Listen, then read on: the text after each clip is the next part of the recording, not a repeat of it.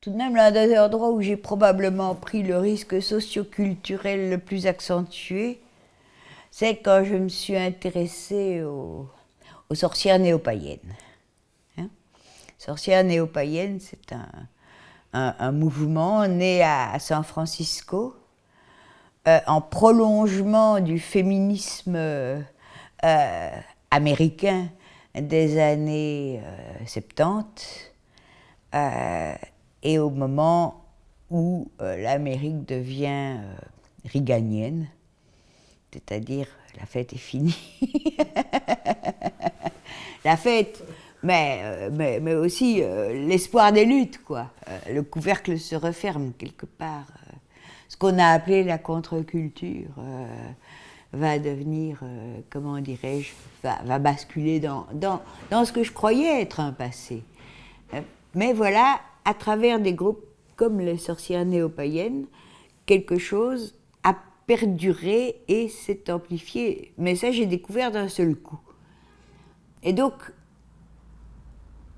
c'est vers 2001 que je l'ai découvert et j'ai commencé à en parler autour de moi, y compris comme prof, parce que je me dis que les risques de pensée que je prends, s'ils sont dignes d'être pris, on doit pouvoir les rendre intelligibles, pas convertir les étudiants, mais les rendre intelligibles, autre chose que comme une lubie privée, etc. Et donc, il faut les présenter sur le mode de voilà pourquoi c'est digne que vous y pensiez, que vous sachiez que ça existe en tant que philosophe. Donc je l'ai découvert un peu par hasard lors d'un voyage aux États-Unis où une amie m'a dit, j'avais entendu parler de sorcières, je lui ai dit pourquoi elle s'appelle comme ça, elle m'a dit ah ben tu dois lire, et c'était un livre que Starhawk avait écrit en 83 ou 4, je sais plus, au moment où justement ce mouvement prenait sa dimension politique, en alliance avec les anarchistes d'ailleurs à San Francisco. Ça a été Dreaming the Dark, et j'ai lu ça, j'avais peur que ce soit New Age, parce que New Age ça ne m'intéresse pas du tout, et j'avais décidé de le refermer dès que ça devenait New Age, et je ne l'ai pas refermé, je l'ai lu jusqu'au bout. Et quelque chose m'était arrivé, c'était une nouvelle rencontre.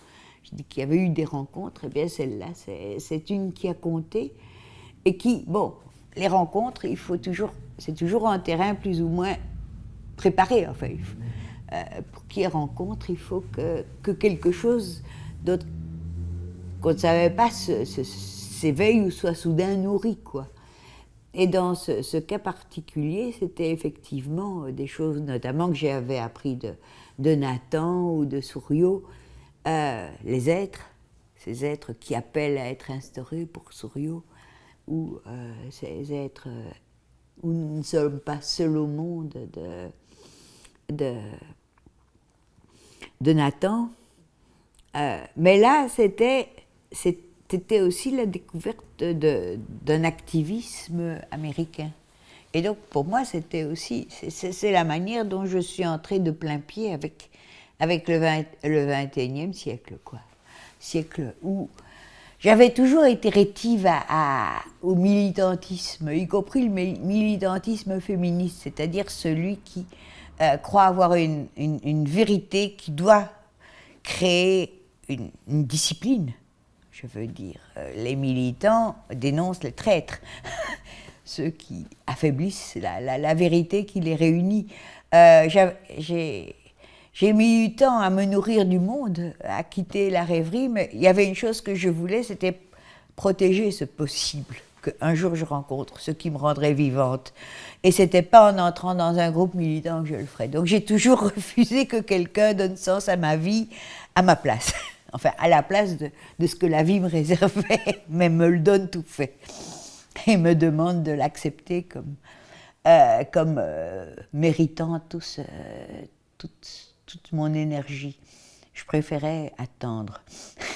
Et là, comment dirais-je, je suis tombée sur quelque chose qui faisait, comme on dit, qui me donnait une toute autre perspective sur la résistance que celle de la militance. Et c'était des sorcières. Et il y avait plein de choses qui reprenaient encore un sens différent. Par exemple, Starhawk, dans ce livre-là, elle racontait ce qui nous est arrivé en insistant sur ce qu'on a appelé les enclosures. La manière dont, en Angleterre notamment, et puis pendant toute la colonisation partout, comment dirais-je, les groupes ruraux, enfin les groupes qui étaient attachés à des lieux et qui en propriété collective, mais c'était plutôt le lieu qui était propriétaire d'eux que eux. C'était le lieu qui les réunissait, ont été expropriés, mis sous enclosure, donc sous clôture, et comment toute cette civilisation païenne, d'où néo-païenne, païenne c'est-à-dire des campagnes et pas des villes, avait été détruite, alors que naissaient nos idées quant à l'âge de la raison et que la magie basculait dans l'irrationalité, etc. Donc, cette espèce de tournant, tout à coup, non seulement on pouvait le contester, le compliquer, etc., mais il était mis sous le signe d'une violence, d'une prise en main violente et d'une destruction.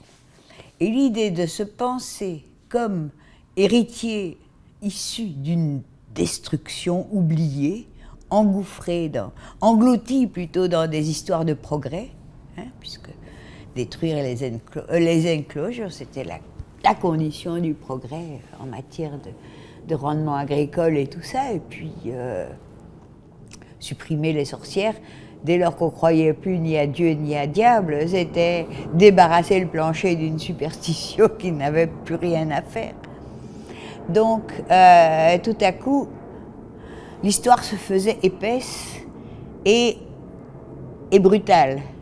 Et ça m'a rappelé à ce moment-là, c'est entré en résonance avec Guattari, les trois écologies, qui parlaient du triple ravage, mais ils parlaient plutôt de la contemporanéité, mais du triple ravage écologique, écologie psychique individuelle, sociale collective et naturelle, si on peut dire, du rapport aux êtres et aux choses, qui caractérisait et il appelait à une régénérescence.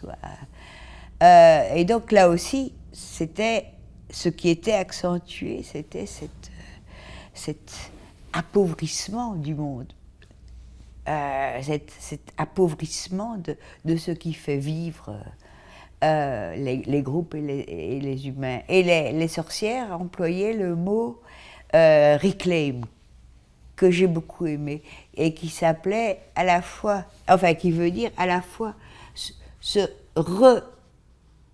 reconnecter avec ce dont on a été séparé, mais séparé au sens de brutalement séparé, exproprié, dépossédé, et guérir de la dépossession.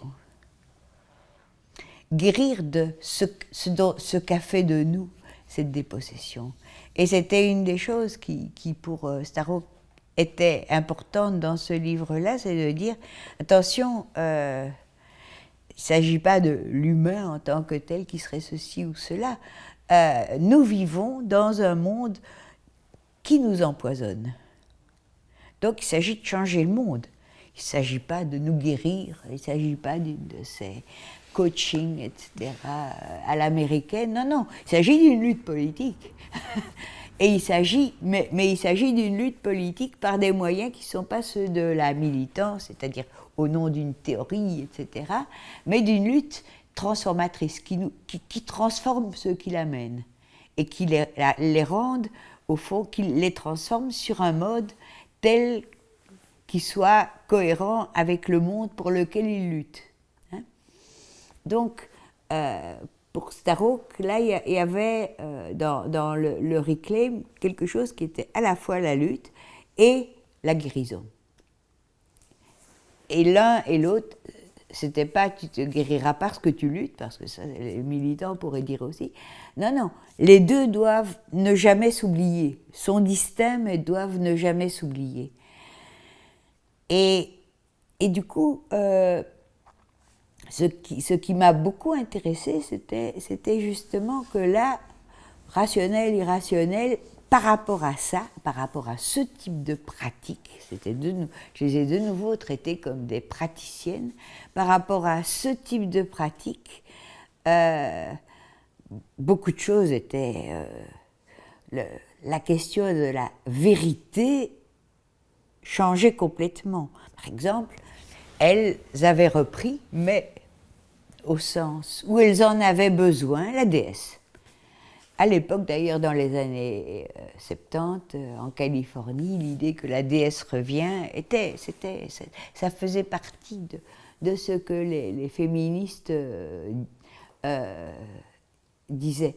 Mais dans les années 80, qui est les années de la lutte écoféministe et pas des rituels de sorcières, ces sorcières-là, comment dirais-je, et Starhawk elle-même dit attention, la déesse ne revient pas comme on dirait, quelque chose d'autonome revient de par sa propre décision ou Dieu sait quoi, ou parce qu'il y a, enfin pour toutes les raisons. Non, non, nous pouvons la faire revenir. Elle dépend de nous. Donc, je veux dire, voilà une divinité qui ne ressemblait pas aux divinités toutes puissantes ou à quoi que ce soit de ce genre-là. C'était quelque chose qui était impliqué dans des rites de reclaim. Et la manière dont la déesse était appelée, était évaluée, cette manière, pas la déesse elle-même, mais cette manière, à l'efficace de cet appel, l'efficace transformateur. Ça m'a vraiment beaucoup intéressé, par exemple, dans un des chants qu'il chante, et que j'ai souvent répété, la déesse, elle change tout ce qu'elle touche, et tout ce qu'elle touche change. Et c'est très joli du point de vue syntaxique, parce que dans le premier membre de la phrase, c'est la déesse qui change, et dans le second, c'est ce qui a été touché qui change. Donc, qui est le changeant, qui est le sujet du changement, le sujet changeant change. Donc, il y a toute une complexité de ce qu'est l'efficace qui m'a vraiment beaucoup intéressée et qui permettait l'expérimentation. L'expérimentation au sens de est-ce que nous avons été... Comment avons-nous été transformés sur un mode qui, après on dira, qui nous rend capable de faire le travail de la déesse. Mais ce n'est pas une révélation. Hein? Donc j'ai vraiment rencontré là une espèce de pragmatisme, constructivisme de la spiritualité dont je n'avais jamais imaginé la possibilité.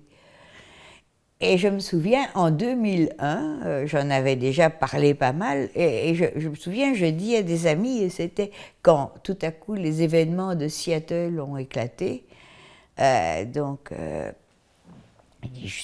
suis sûre que les déesses sont dans le coup. Parce qu'à ce moment-là, j'avais fait que lire le livre. Et voilà que, je ne sais plus comment, mais arrive sur mon ordinateur un premier texte de Starhawk, comment nous avons fermé l'OMC, en anglais. Quelqu'un me l'avait envoyé, peut-être cette fille à qui m'avait conseillé de le lire. Ça, je suis très, très ingrate de ce point de vue-là. Eh bien, c'est là que j'ai vu j'ai ressenti quelque chose qui pourrait être une petite magie au sens de Starhawk, c'est-à-dire art de changer les dispositions de conscience, mais art cultivé, hein, pas... donc c'est toute une culture du changement de conscience. Pour elle, la magie intervient à chaque fois que ces changements qu'on ne peut pas expliquer, mais que pourtant on peut pratiquer, interviennent, quoi. Donc c'est pour ça que je disais, tiens, si les psychologues pensaient que c'est de la magie, c'est d'elle que j'ai appris, pensaient que ce qu'ils font tient de la magie, ils honoreraient beaucoup plus ce qui les équipe comme le tarot. Je trouve que le tarot est un instrument très efficace pour les psychologues. Ça les tire de l'ornière des routines psychologiques. Ça les met en risque, tout en devant maintenir la pertinence, enfin, le rapport qui sont établis. Donc c'est un instrument qui fabrique des psychologues. J'ai pas plus besoin de croire qu'il y a une déesse quelque part ou Dieu sait quoi, que de croire que le tarot prévoit le futur pour voir que c'est efficace. Bon, eh bien, donc, en ce qui concerne Seattle, j'ai senti un effet de magie. J'ai tout arrêté, j'ai dit ça, je traduis. Donc j'ai traduit ce truc, je l'ai envoyé autour de moi, y compris à des camarades anards, en disant ni Dieu en objet, ni Dieu ni maître, et si on essayait la déesse. Mais et les textes sont arrivés pendant tout le temps des événements altermondialistes. Ça a été réuni, le livre de Starhawk a été traduit un peu avec mon aide par une fille qui connaissait bien Guattari, mais parce que je me disais, tiens, enfin, j'essayais de fabriquer des liens, ça a plus ou moins marché. Et puis, les autres textes de Starhawk, ça n'a eu aucun succès. Mais ça a aujourd'hui eu du succès. Tout ça a été republié aux éditions Cambourakis. Et là, ça a trouvé son public. Le monde a changé. Je ne dis pas que les sorcières néo-païennes sont partout en France, mais l'idée, mais qu'est-ce que tu veux dire, t'es folle ou quoi, pas de mes étudiants, parce que là, je prenais le temps de parler, mais de ceux qui me lisaient, ben les activistes sont là, quoi, avec leur besoin de reclaim et d'empowerment, à la fois de guérir et de ne pas faire comme leurs adversaires et d'inventer des manières autres de faire, etc. Donc, oui, Starhawk, tout à coup, s'est branché sur l'actualité. Cette actualité, l'actualité écoféministe où elle avait travaillé, donc lutte contre les armements nucléaires, etc., avait basculé dans le passé. Mais tout à coup, la lutte contre l'altermondialité, ben, les sorcières étaient là. C'était la même, enfin c'était la continuation de la lutte, elle n'employait plus écoféministe. Aujourd'hui, l'écoféminisme est revenu et il est là de ce point de vue-là. Mais donc, c'était tout à fait, pour moi, il y avait un fil que Starhawk d'ailleurs décrit dans ce qu'elle faisait par rapport à mon passé féministe.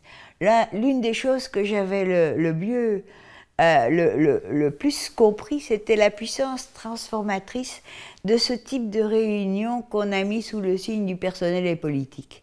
C'est-à-dire où des femmes, réunions non mixtes, puisque apparemment, maintenant en France, ça devient intolérable, les réunions non mixtes, enfin, oui, non mixtes, entre femmes, qui se racontent des choses qui les font souffrir, et puis la parole tourne, et il se dégage que ce dont elle souffrait au sens personnel du terme, et avec un peu de honte par rapport à « je ne devrais pas faire ça », etc., eh bien tout le monde l'a vécu. Et c'est une question de milieu, c'est pas une question de personnel. Ce qu'on appelle personnel, quand on en parle ensemble, devient autre chose et vous donne la force de... Eh bien, le rite, c'était un peu ça. Et les rites qu'elles ont mis au point, sous inspiration Quaker d'ailleurs, parce que j'aime beaucoup les Quakers de ce point de vue-là, parce que justement, leur problème à eux, c'est entendre ce qui est demandé d'eux. Ils ont des dispositifs comme ça. C'était aussi, comment dirais-je, ritualiser contre l'argumentation. Si on a une décision à prendre, on ne se bat pas entre fiers à bras pour savoir qui a raison, qui a tort. Tous ceux qui sentent quelque chose de la situation qui vous réunit doivent être écoutés en tant que tels, sans que jamais on remonte à leurs intentions, etc., sans qu'on les discute. On doit prendre la chose et se laisser modifier par cette polyphonie, jusqu'à ce qu'on puisse se dire on a c'est la situation qu'on a. À travers toutes ces voix sensibles à tel ou tel aspect de la situation, c'est la situation qui maintenant nous situe. Et donc là, il y avait quelque chose, comment dirais-je, que j'ai compris comme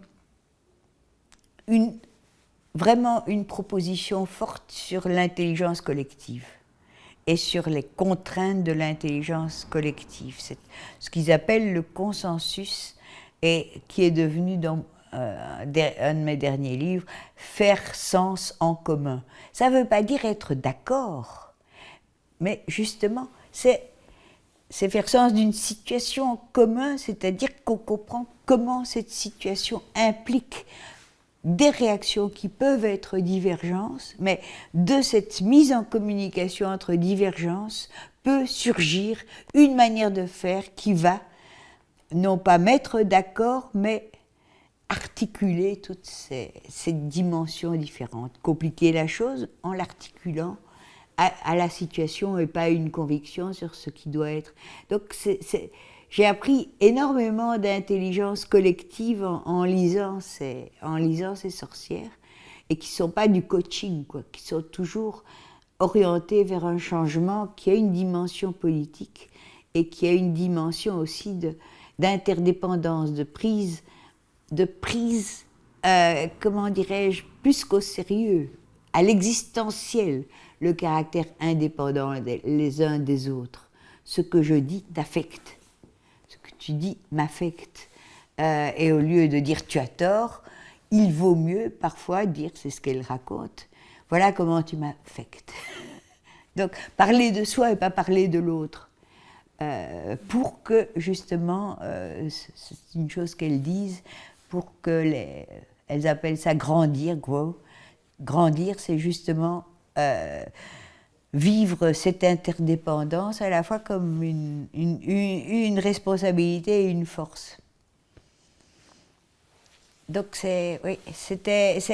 donc ces sorcières, ben, elles vivent, ça vit toujours avec moi, sauf qu'aujourd'hui, le monde les accueille plus qu'avec le « mais qu'est-ce qui t'arrive » qui m'a accueilli au début de l'an 2000.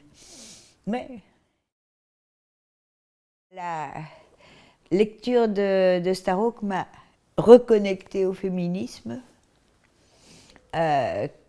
qui était toujours dans mon cœur, comme dit Deleuze de Spinoza, mais où je ne voyais plus vraiment de toute façon, c'était un moment où en France, le féminisme était satisfait. Ça a donné les féministes républicaines, universalistes. Donc l'idée qu'il y avait au début quand on parlait de patriarcat, etc., c'était changer le monde, changer la manière de faire société. Et ça avait disparu. L'idée d'avoir des droits suffisait. Donc, et c'est drôle, j'ai repris le féminisme en écrivant ce petit livre avec Vinciane Després et quelques complices l'aide de femmes qui ont accepté d'entrer dans notre jeu, c'est les faiseuses d'histoire. Mais c'était vraiment aussi l'affirmation que le féminisme, ça n'existe qu'à se réinventer. Et pour moi, les sorcières néo-païennes, l'écoféminisme avait été une réinvention du féminisme, et ça continue. Et aujourd'hui, ça continue effectivement. Et nous, on l'avait mis sur qu'est-ce que les femmes font à la pensée, c'est-à-dire, eh bien, ce qu'on devrait faire, c'est faire des histoires. Et le collectif, on est dispersés. Nous qui sommes dispersés, on était tous. Mais une manière de faire collectif, c'est si une femme prend un risque, même si on n'est pas d'accord, on ne hurle pas avec les loups, on soutient à notre manière. On ne soutient pas à sa manière, on ajoute. On est plutôt dans je dirais même plus à la Dupont d'été, etc. Mais en tout cas, comment dirais-je, on ne laisse pas une femme seule quand elle prend un risque face à pas pour n'importe quoi, mais quand elle suscite une attitude qu'on reconnaît comme typiquement genrée, non, on n'accepte pas. Ça a pris ce que ça a pris, mais en fait, ça voulait dire eh bien, comment dirais-je, c'était vraiment ce qu'on essayait de faire, c'est quels sont ici, là où nous sommes, entre un télo francophone, plus ou moins, pour qui la pensée importe, qu'est-ce que ce serait le sens du féminisme aujourd'hui? On a été à l'université en trouvant que c'était normal, la lutte pour les droits, etc. Mais il y a d'autres choses. Donc, continuer à trouver l'insupportable, continuer à trouver les endroits où on fait taire impunément. Et ça peut être, on fait taire des femmes, mais ça peut être aussi, on fait taire des migrants, on fait taire, enfin, ceux qu'on fait taire, eh bien les féministes doivent savoir que c'est la même lutte qui continue, quoi. Et, et donc c'est quelque chose qui aussi m'a beaucoup accompagnée, ce dont Starhawk m'a rendu capable pour comprendre les mouvements activistes, enfin comprendre, approcher, m'intéresser à, je ne dis pas que je les comprends bien, mais m'intéresser aux mouvements, disons qu'on dit indigénistes ou autochtones, ou, on ne sait jamais quel mot employer, parce que justement, ce sont ceux qui sont encore pris dans cette pensée des lieux et qui résistent encore à l'expropriation qui a redéfini l'Occident. Elle et ils, ces peuples, résistent à ça. Donc, quelque part, c'est par notre mémoire qu'on peut nous approcher d'eux. Surtout, pas en leur disant ce qu'on sait, mais surtout en apprenant d'eux, parce que dans leur pratique, il y a des choses qui appartiennent à notre mémoire. Et c'est une mémoire qui peut être fabulée. C'est aussi quelque chose que j'ai appris avec Starhawk. On ne sait plus ce que c'était les sorcières qui ont été détruites. Elles n'ont pas adhéré à une espèce de fidélité, à une tradition qui aurait survécu comme par miracle. Elles sont devenues des expérimentatrices. Mais, comment dirais-je, ce souvenir qu'il y avait une phrase qui était importante chez elle à l'époque, c'est si tu ne te souviens pas, invente. Mais invente, ça ne veut pas dire de toutes pièces, etc. Mais tire ailleurs, tire cette force de toi autrement que dans des souvenirs acceptés par les historiens. De la même manière, il y a cette idée que les femmes, qu'il y a eu avant les enclosures, mais qu'il y a eu un premier acte qui a été comment dirais-je, la fin des cultes de la déesse, qui n'était pas du matriarcat, parce que les femmes n'étaient pas aux commandes, mais elles étaient, enfin, il y avait d'autres rapports entre hommes et femmes, etc. Et qu'il y a eu là une brutalité masculine qui peut être répertoriée.